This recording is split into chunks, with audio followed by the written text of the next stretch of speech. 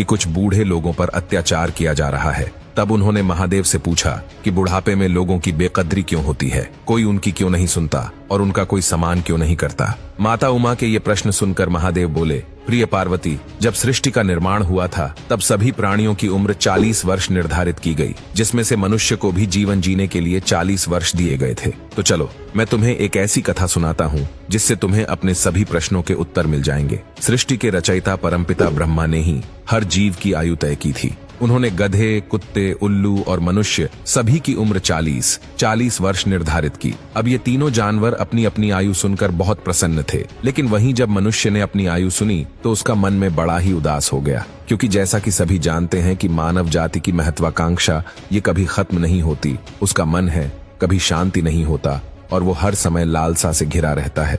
उसने सोचा कि मैं सभी जानवरों में श्रेष्ठ हूँ, फिर भी मुझे इनके बराबर ही आयु प्राप्त हुई। अब उस समय तो मनुष्य ने कुछ नहीं कहा और वो सभी वहां से चले गए। फिर कुछ समय बाद गधा भगवान ब्रह्मा के पास पहुंचा और कहने लगा, है प्रभु, आपने मुझे इतनी ज्यादा उम्र क्यों दी? मैं 40 वर्षों तक मनुष्य का बोझ उठाता रहूंगा, मुझे 40 वर्ष तक नहीं जीना, इसीलिए कृपा कर आप मेरी उम्र कम कर दें और केवल मुझे 20 वर्ष की आयु प्रदान करें। भगवान ब्रह्मा ने जब गधे की बात सुनी तो उन्होंने कहा कि ठीक है, मैं तेरी आयु कम कर देता हूँ, लेकिन तुझे अपनी आयु किसी को दान में देनी होगी। जिसके बाद ब्रह्मा जी ने गधे की आधी उम्र मनुष्य को दे दी और इस तरह मनुष्य की उम्र 60 वर्ष हो गए। फिर कुछ ही देर बाद ब्रह्मा जी के पास एक कुत्ता भागते भागते आया और वो बड़ा ही परेशान था। उसने भगवान से कहा कि आपने मुझे 40 वर्ष की आयु दी है, लेकिन मुझे इसका कोई फायदा नहीं।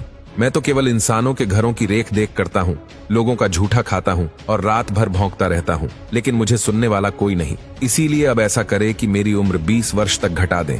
भगवान ब्रह्मा ने कुत्ते से कहा कि ठीक है, और इस तरह मनुष्य की उम्र 20 वर्ष और बढ़ गई और ऐसे मनुष्य की आयु कुल 80 वर्ष हो गई। फिर वहीं थोड़ी देर बाद उल्लू भी आया और वो भी बड़ी ही परेशान अवस्था में था। वो ब्रह्मा जी से रोते हुए कहता है कि प्रभु, आप मेरी उम्र भी कम कर दें।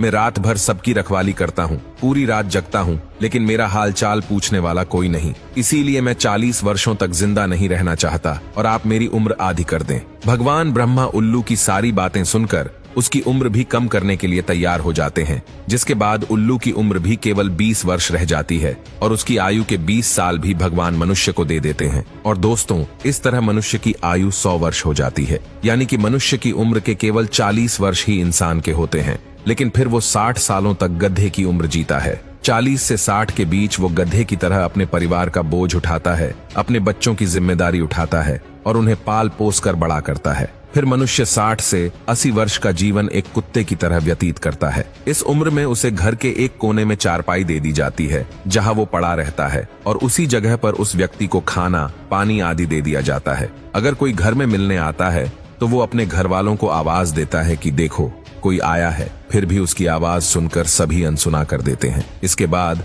80 से 100 वर्ष का जीवन वो एक उल्लू की तरह व्यतीत करता है, क्योंकि रात के घने अंधेरे में भी उसे नींद नहीं आती। इस उम्र में ना तो वो चिल्ला सकता है और ना ही किसी को बुला सकता है। वो बस एक उल्लू की तरह टुकुर टुकुर देखता रहता है और ऐसा करते करते एक दिन उसका जीवन समाप्त हो जाता है।